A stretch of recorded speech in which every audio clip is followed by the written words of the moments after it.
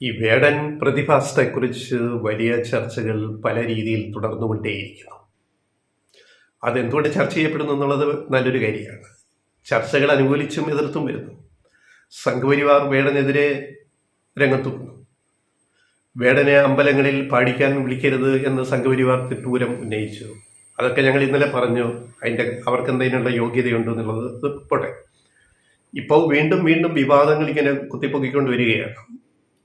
വേടന് ഇങ്ങനെ ജാതി പറയുന്നത് എന്തിനാണ്? ഇവിടെ ജാതി പറയാതെ പാട്ട് പാടുന്ന ഗായകരില്ലേ, പ്രോഗ്രാം നടത്തുന്നവരില്ലേ? അവര് മനോഹരമായ പാട്ടും പാടി ആയിരങ്ങളെ ആകർഷിച്ച് പൊതുപരിപാടി നടത്തിയിട്ട് അവർ പോകുന്നുണ്ടല്ലോ, സംഗീത പരിപാടി. വേടൻ എന്തിനാ ജാതി പറയുന്നത്? ഇതാണ് സംഘപരിവാറിന്റെ വിഷയം. അപ്പൊ വേടൻ ജാതി പറയും. എന്തുകൊണ്ടാണ്? വേടനെതിരെ രംഗത്ത് വരുന്നവരൊക്കെ ആരൊക്കെയാണെന്ന് നമുക്കറിയാം. അപ്പൊ അതിൽ ജാതിയുണ്ട്. എന്തുകൊണ്ട് സവർണ സംഘപരിവാർ വേടനെതിരെ രംഗത്ത് വന്നു കേരളത്തില്? അതിന്റെ അർത്ഥം അതിനകത്ത് അവരുടെ ജാതി രാഷ്ട്രീയം അതിനകത്തുണ്ട്. അല്ലെങ്കിൽ രംഗത്ത് വരേണ്ട കാര്യമുണ്ടോ?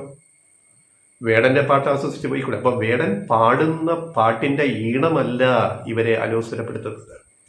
വേടൻ പാടുന്ന പാട്ടിലെ ചൊല്ലുന്ന കവിതയിലെ വരികളാണ്, വാചകങ്ങളാണ് സംഘപരിവാറിനെ അലോസരപ്പെടുത്തുന്നത്. ഇതാണ് കാര്യം. അംബേദ്കറെ അംഗീകരിക്കാൻ കഴിയാത്തവര്, അയ്യങ്കാളിയെ അംഗീകരിക്കാൻ കഴിയാത്തവര്, നാരായണ ഗുരുവിനെ ബിംബമാക്കി സംഘിവൽക്കരിക്കാൻ ശ്രമിച്ചുകൊണ്ടിരിക്കുകയാണ്. സംഘിയാക്കണം. അപ്പൊ ഇങ്ങനെയുള്ള ഒരു പൊതു രാഷ്ട്രീയ നിലപാട് സ്വീകരിക്കുന്ന RSS BJP സംഘപരിവാർ സഖ്യം വേടനെ അംഗീകരിക്കുമോ? ഇല്ല. ന്യായമല്ലേ? അവരുടെ നിലപാടാണ് അവരുടെ നിലപാട്. നമ്മുടെ സ്വാതന്ത്ര്യ സമരത്തിന് വേണ്ടി ഒരു സംഭാവനയും ചെയ്യാത്ത ഒരു പ്രസ്ഥാനമാണ് RSS. അതിന് ശേഷം പിന്നീട് വന്ന ജനസംഘ് BJP, ഇപ്പോഴത്തെ പാർട്ടി. ചരിത്രമാണ്, നമ്മൾ വെറുതെ പറയുന്നില്ലല്ലോ. മാത്രമല്ല, ബ്രിട്ടീഷ് ഭരണം, കോളനി ഭരണം, ഇവിടെ കോളനി വാഴ്ച ഇവിടെ തുടരണം എന്നാഗ്രഹിച്ച പ്രസ്ഥാനമാണ് RSS. അതിനെല്ലാ ചരിത്ര രേഖകളുമുണ്ട്. അപ്പോൾ സ്വാതന്ത്ര്യ സമരത്തിന് ഒരു സംഭാവന ചെയ്യാത്ത ഒരു പ്രസ്ഥാനത്തിന്റെ പിന്മുറക്കാരാണ് ഇപ്പോൾ ഇന്ത്യ ഭരിക്കുന്നത്. അപ്പോൾ ഇതിനകത്ത് കൃത്യമായ ജാതി രാഷ്ട്രീയം വേറെയുണ്ട്. അതുകൊണ്ടാണ് വേടനെതിരെ രംഗത്ത് വന്നിരിക്കുന്നത്. വേടൻ ഇടതുപക്ഷ പ്രസ്ഥാനങ്ങളെ സഹായിക്കുന്ന ഒരു ഇടപെടൽ നടത്തുന്നു എന്നുള്ളത് കൊണ്ട് തന്നെ വേടന്റെ സംഗീത പരിപാടിയിൽ ലക്ഷക്കണക്കിന് ആൾക്കാർ വരുന്നു എന്നതുകൊണ്ട് തന്നെ അത് ഇവരെയൊക്കെ അലോസരപ്പെടുത്തുന്നുണ്ട്. ഇതാണ് വിഷയം. ഇനി ഒരു കാര്യം കൂടി പറഞ്ഞിട്ട് വീഡിയോ അവസാനിപ്പിക്കാം. എന്തുകൊണ്ട് വേടൻ ഇവിടെ ഒരു പ്രസക്തനാകുന്നു എന്നുള്ളത് വ്യക്തിയല്ല, ഉന്നയിക്കുന്ന വിഷയങ്ങളാണ്. ഞങ്ങളൊരു ചോദ്യം ചോദിക്കട്ടെ. ഞാൻ 30-35 കൊല്ലം മാധ്യമപ്രവർത്തനം നടത്തി വരുന്ന ഒരാളാണ്. 35 കൊല്ലം കഴിയുന്നു. മുമ്പൊരു ചോദ്യം ഞാൻ ഇത് ഉന്നയിച്ചിട്ടുണ്ട്. അതായത്, ഈ ഇത്രയും പുരോഗമനം പറയുന്ന കേരളത്തിലെ മാപ്പറകൾ പണിയെടുക്കുന്ന സ്ഥാപനങ്ങളിൽ, മുത്തശ്ശി പത്രങ്ങൾ മുതൽ ഇങ്ങോട്ട്, മലയാള മനോരമ, മാതൃഭൂമി, അതുപോലെ കെടാകടിയൻ ന്യൂസ് ചാനലുകൾ ഉൾപ്പെടെ ഏഷ്യാനെറ്റ് മുതൽ ഇങ്ങോട്ട് ഒരു കണക്കെടുത്തിട്ട് എത്ര ദളിത് വിഭാഗത്തിൽ നിന്നുള്ള ജേർണലിസ്റ്റുകൾ അവിടെ പണിയെടുക്കുന്നുണ്ട്? ചൂണ്ടിക്കാണിക്കാമോ? ഒരാളെയെങ്കിലും ചൂണ്ടിക്കാണിക്കാമോ? തുറന്ന് ചോദിക്കുകയാണ് ലെഫ്റ്റ് റൈറ്റ് വോയിസ്.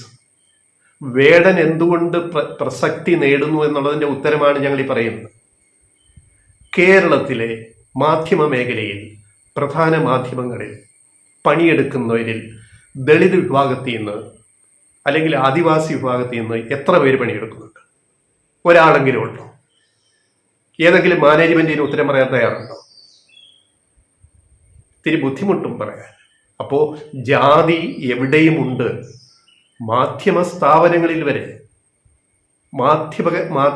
മാധ്യമ പ്രവർത്തകരെ, ജേർണലിസ്റ്റുകളെ തിരഞ്ഞെടുക്കുന്നതിൽ വരെ ഈ കേരളത്തിൽ, ഇത്രയും പുരോഗമനം പറയുന്ന കേരളത്തിൽ ജാതിയുണ്ട്.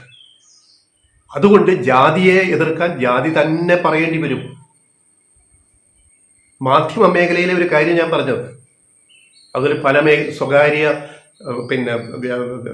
ബിസിനസ് സ്ഥാപനങ്ങൾ, സ്വകാര്യ സ്ഥാപനങ്ങളിൽ ഈ പറയുന്ന ഈ വിഭാഗത്തിൽ നിന്ന് എത്ര പേരെ ജോലിക്ക് എടുക്കുന്നു? അത് ചോദിക്കട്ടെ, അതും ചോദിക്കാം. ഇവിടുത്തെ തുണിക്കടകൾ, അല്ലെ ജ്വല്ലറികൾ, അല്ലെ മറ്റ് സ്ഥാപനങ്ങൾ, സ്വകാര്യ സ്ഥാപനങ്ങൾ, വലിയ ബിസിനസ് നടത്തുന്ന വലിയ ബിസിനസ് ഗ്രൂപ്പുകൾ, അവരൊക്കെ ഈ ദളിത് വിഭാഗത്തിൽ നിന്ന് എത്ര പേരെ അവിടെ ജോലിക്ക് നിയോഗിക്കുന്നു? മാധ്യമം രംഗം മാത്രമല്ല, മറ്റുള്ളതും പറയാനുണ്ട്. പിന്നെ സർക്കാർ സർവീസിൽ അവർക്ക് ജോലി കിട്ടിയത് സംവരണം കൊണ്ട് മാത്രമാണ്. എന്ന് പറഞ്ഞാൽ നിയമപ്രകാരം ജോലി കിട്ടാൻ അർഹതയുള്ളത് കൊണ്ട് സംവരണ തത്വത്തിലുള്ള ജോലി നേടിയവരുണ്ട്. അതേസമയം സംവരണാനുകൂല്യമില്ലാതെ മെരിറ്റിൽ മിടുക്കോടെ റാങ്ക് ലിസ്റ്റിൽ വരുന്നവരും ഈ വിഭാഗങ്ങളിൽ നിന്ന് വരുന്നുണ്ട്. അതുകൊണ്ട് അവർ കഴിവുകെട്ടവരൊന്നുമല്ല ഇവിടുത്തെ ദളിതര്. അവർക്ക് കഴിവുണ്ട്, മികവുണ്ട്. നൂറ്റാണ്ടുകൾ അവരെ അടിച്ചമർത്തിയതിൽ നിന്ന് അവരെ എഴുന്നേറ്റ് വരുന്നവരാണ്.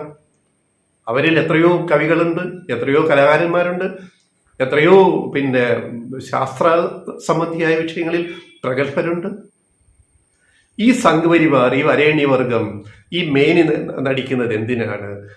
നിങ്ങൾ പൊക്കി നടക്കുന്ന മഹാഭാരതം എഴുതിയതാരാണ്? ഈ രാമായണം എഴുതിയതാരാണ്? അതൊരു കാട്ടാളനല്ലേ? വാൽമീകി ഒരു ദളിതനല്ലേ രാമായണം രചിച്ചത്? ആദി രാമായണം. അതും പൊക്കി പിടിച്ചിട്ടല്ലേ നിങ്ങൾ ഹിന്ദുത്വ പറഞ്ഞുകൊണ്ട് നടക്കുന്നത്? ഇനി മഹാഭാരതം എഴുതിയ വ്യാസനാരാണ്? വ്യാസന് ഒരു മുനിക്ക് ഒരു ദളിത് സ്ത്രീയിലുണ്ടായ കുട്ടി. അതാണല്ലോ പുരാണത്തിൽ പറയുന്നത്. വ്യാസനാരാണ്? പരാശരന് ഒരു ദളിത് സ്ത്രീയിലുണ്ടായ കുട്ടിയാണ് വ്യാസൻ. അപ്പൊ ഏറ്റവും ബുദ്ധിമാനാണ്.